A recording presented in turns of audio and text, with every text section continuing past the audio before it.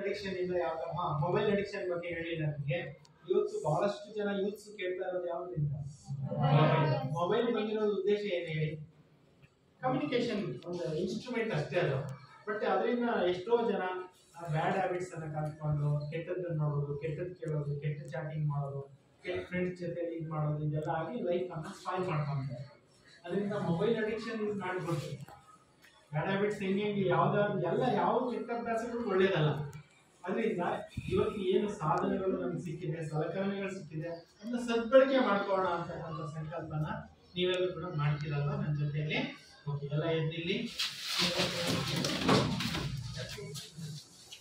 ನಂತರ ಈ ರೀತಿ ನಿಂತ್ಕೊಳ್ಳಿ. ಸ್ಟ್ರೈಟ್ ಆಗಿ ನಿಂತ್ಕೊಳ್ಳಿ. ನಾನು ವ್ಯಸನ ಮುಕ್ತ ಭಾರತದ ನಿರ್ಮಾಣದಲ್ಲಿ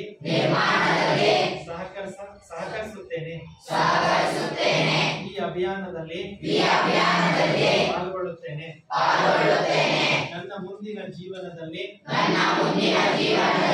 ಬೀಡಿ, ಸಿಗರೇಟ್, ಪಾನ್ ಪರಾಗ್, ಸುಟ್ಟ, ಗಾಂಜಾ ಇಂಥ ಯಾವುದೇ ಮಾದಕ ವಸ್ತುಗಳನ್ನು ಸೇವನೆ ಮಾಡೋದಿಲ್ಲ. ಮೊಬೈಲ್ ಅಡಿಕ್ಷನ್ ಇಂದ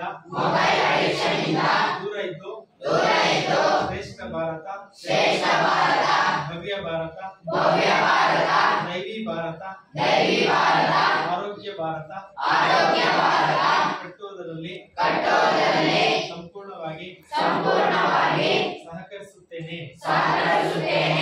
ಓಂ ಶಾಂತಿ, ಓಂ ಶಾಂತಿ, ಓಂ ಶಾಂತಿ, ಓಂ ಶಾಂತಿ, ಓಂ ಶಾಂತಿ, ಓಂ ಶಾಂತಿ. ರಾಖಿ ಕಟ್ಟಬೇಕಾದ್ರೆ ಏನಾದ್ರು ಕೊಡ್ಬೇಕಲ್ವಾ? ಏನ್ ಕೊಡ್ಬೇಕು? ನನ್ನ ಜೀವನದಲ್ಲಿ ನಾನು ಕೋಪ ಮಾಡ್ಕೊಳ್ಳಲ್ಲ, ನಾನು ಟೆನ್ಷನ್ ಮಾಡ್ಕೊಳ್ಳಲ್ಲ ಅನ್ನೋಂಥ ಸಂಕಲ್ಪನ ನೀವು ಏನ್ ಮಾಡ್ಬೇಕು? ಮಾಡ್ಬಿಟ್ಟು ರಾಖಿ.